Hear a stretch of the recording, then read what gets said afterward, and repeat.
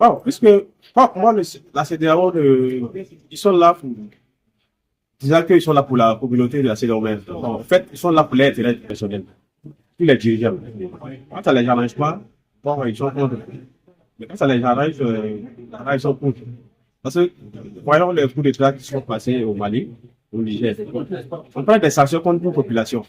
À l'air pour des médicaments. En même temps, vous dites que vous êtes là pour cette communauté. Moi, je crois que, bon, ils ne sont pas là pour cette communauté, ils sont là pour les intérêts. Donc, je suis très favorable pour cette sortie. Voilà. Parce qu'on ne peut pas comprendre que tout un pays, on prive vraiment la population des médicaments. On peut prendre des sanctions autrement, mais pas au moins jusqu'à priver cette population vraiment des produits de santé. Vraiment, c'est pas intéressant. Donc, encore, ça fait longtemps que la CEDEAO est là. Mais si on fait un bilan, il n'y a pas de résultat. Tout le temps, quand il y a des attaques, ils disent rien. Mais quand il y a un coup d'état, ils interviennent pour dire voilà, c'est pas normal. Donc, moi, je suis très d'avis avec cette sortie-là. Je suis fier de cette sortie de l'AS de la CEDEAO. Et dans un premier temps, bon, moi, je vois que ça nous nuit.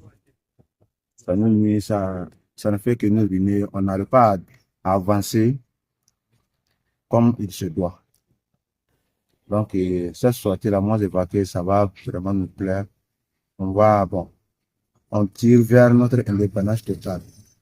Parce que prochainement, on va pouvoir décider de ce qui nous plaît. Pour moi, la décision, elle est salutaire. Parce que ça peut permettre aux trois pays de tracer leur propre voie. Puisque nous avons aussi la Mauritanie qui a quitté la CEDEAO en 2000. Mais nous pensons qu'elle se débrouille pas mal en tout cas. C'est avec grande satisfaction que nous avons appris la sortie des trois pays de l'AES de la CEDEAO. Au regard des différentes tensions qui étaient entre la CEDEAO et les trois pays, on devrait s'attendre à ce genre de choses. La CEDEAO, parce que nous voyons que la CEDEAO n'accomplit plus ses droits. Parce que nous sommes affrontés à une crise aussi. Mais ils n'interviennent pas pour notre aide. Puisque normalement, si la CEDEAO est là pour nous aider les pays africains, il doit intervenir dans cette crise. Mais on voit, si c'est dans le désordre, ils interviennent facilement. Normalement, les trois pays doivent quitter la CEDEAO pour prendre leur destin en main. Voilà. De toutes les façons, on va avoir des conséquences négatives comme positives, mais on va les affronter. Voilà.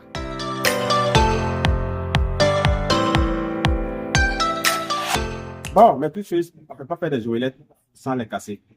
On va essayer avec. Parce qu'on a vu aussi la sortie de la Mauritanie. Et après, ils ont essayé de revenir. Mais bon, c'est que ça ne serait pas le cas. C'était purement réfléchi. Et la décision là, c'était vraiment. Ils savent pourquoi ils ont pris cette décision. Voilà.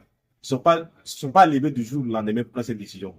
Voilà. Donc, il faudra que la population est d'avis avec eux. Donc, quel que soit l'histoire, ce qui va arriver, ils vont assumer. Moi, je crois que c'est pour la bien de cette décision-là. C'est pour la population. Parce que c'est la population qui souffre, pas nos autorités. À tout moment, c'est la population qui meurt, puis les autorités. Bon, pour eux, peut dire que bon, il n'y a pas les conséquences, mais c'est les conséquences, ça va pas, mais on va tous assumer et on va accompagner nos dirigeants pour que vraiment ils puissent réussir cette décision-là. Je ne veux pas que vraiment, après, on va dire, voilà, bon, quel que soit la résultat, on va assumer et on va encourager nos dirigeants. Moi, je dis que l'initiative est bonne. Voilà, qui contrôle cette lancée. Avec cette CEDEAO là, ça ne sert pas vraiment. Quand on regarde le fond, si on fait un bilan, ça ne sert pas. Il n'y a pas de bilan. Mais sur les demandes là, parce que le Mali, depuis 4 ans, le Mali, on appelle. Bon, je peux dire, depuis 2011, le Mali a attaqué le Burkina Faso depuis 2015, 14, même le Niger aussi.